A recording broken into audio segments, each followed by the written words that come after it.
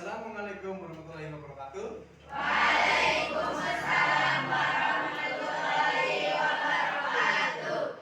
Bismillahirrahmanirrahim. How are you today? Bagaimana kabarnya? Alhamdulillah. Berarti bagus ya. Hari ini apakah berangkat semua? Siapa yang nggak berangkat?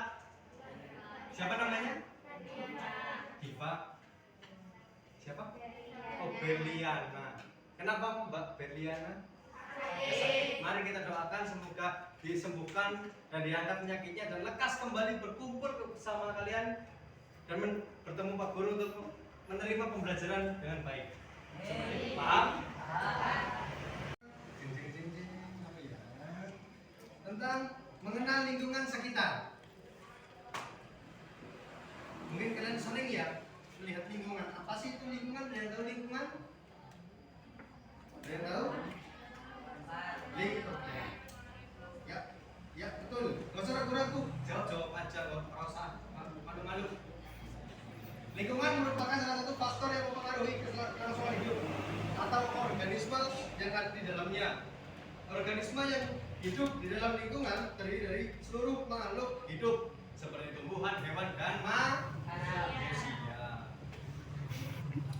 Antar makhluk hidup saling berinteraksi dan menggantungkan agar siklus hidup dan lingkungan dapat terus berjalan. Nah ini, sama makhluk hidup itu saling menguntungkan, bukan saling merugikan, saling membutuhkan, simbiosis mutua, saling menguntungkan, saling membutuhkan. Contoh, pada dasarnya kalian ingin membeli sayuran, tapi tidak ada petani, tidak ada yang menanam. Nah, nandur dah, mau nandur dah, baik, nanangnya campur aja ya, biar lebih friendly gitu, biar ada bedanya. Lanjut, berikutnya ada lingkungan yang menjadi tempat berinteraksi sesama manusia dibagi menjadi 3 jenis, yaitu ada lingkungan fisik, lingkungan biologi, dan lingkungan sosial. Berikutnya Pak Guru akan menjelaskan masing-masing lingkungan tadi. Yang pertama itu ada lingkungan fisik. Lingkungan fisik adalah faktor eksternal berupa komponen benda mati. Komponen tersebut meliputi air, tanah, udara, radiasi, cuaca, iklim, bahan pangan, dan lain sebagainya. Daratan dapat berubah daratan rendah maupun daratan tinggi atau pegunungan.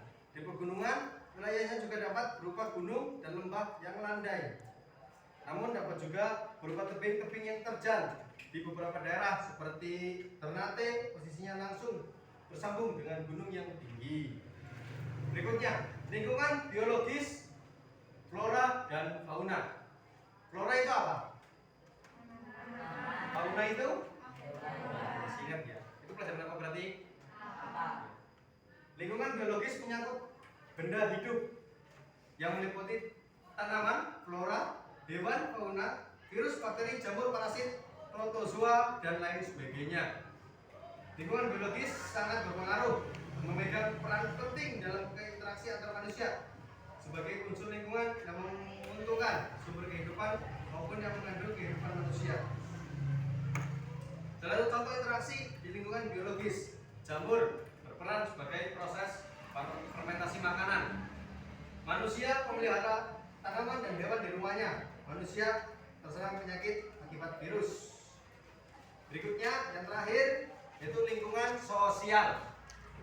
Lingkungan sosial merupakan faktor eksternal yang berhubungan dengan kebudayaan, adat istiadat, kebiasaan, dan agama, gaya hidup, tingkat pendidikan, tingkat sosial, politik, dan sistem organisasi. Contoh interaksi dengan lingkungan sosial. Yang pertama, berpartisipasi dalam kegiatan kerja bakti di setiap minggu, mengunjungi tetangga yang sedang sakit, menjenguk, membantu masyarakat sekitar yang sedang tertimpa musibah, menghadiri pertemuan rutin seperti PKK maupun rapat koordinasi dalam rangka perayaan halal lebih halal. Berikutnya, melayani tetangga yang sedang berduka. Ya, tadi materi tentang lingkungan fisik, biologis, dan sosial. Nah, sekarang ada pertanyaan dari anak-anak? Tidak ada. Oke, sekarang alangkah baiknya Pak Guru yang bertanya. Cuma satu pertanyaan saja, nggak usah banyak-banyak. Ya. Apakah contoh interaksi yang ada di lingkungan biologis? Ada yang bisa menjawab? Angkat tangan. Ya. Dibacakan Mas. sebagai proses fermentasi makanan. Ya betul. Manusia memelihara tanaman dan hewan di rumahnya. Ya betul. Manusia terserang penyakit akibat virus. Ya betul. Terus ada dua lagi. D. Sumber protein hewani ikan nabati yang berasal dari hewan serta tumbuhan digunakan sebagai bahan pangan manusia. E. Bakteri penyebab penyakit pencernaan pada manusia. Ya tepuk tangan untuk teman kalian. Materi yang tadi Pak Guru sampaikan tentang mengenal lingkungan sekitar.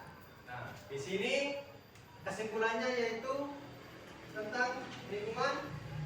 Kalian harus lebih peka terhadap benda-benda yang ada di sekitar kalian. Contoh, kalian harus lebih menyayangi tumbuh-tumbuhan yang ada di sekitar kalian. Contoh, di rumah kalian ada yang memelihara atau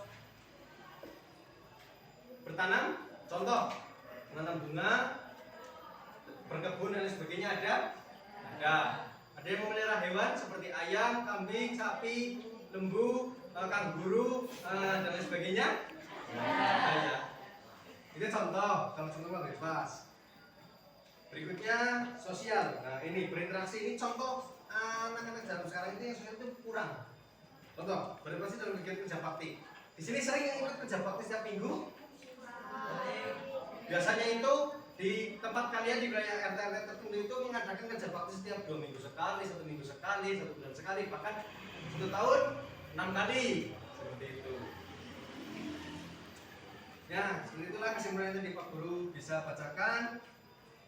Semoga Pak Guru memohon kepada anak-anak semoga di lingkungan tempat tinggal kalian, entah itu di lingkungan tempat kalian tinggal maupun entah itu di lingkungan sekolah.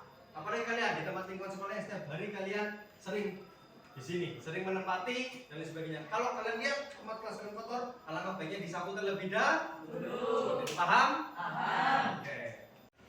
Ya, tidak terasa ya materi yang tadi Pak Guru terangkan secara panjang lebar, kali tinggi, kali luas, kali dan lain sebagainya.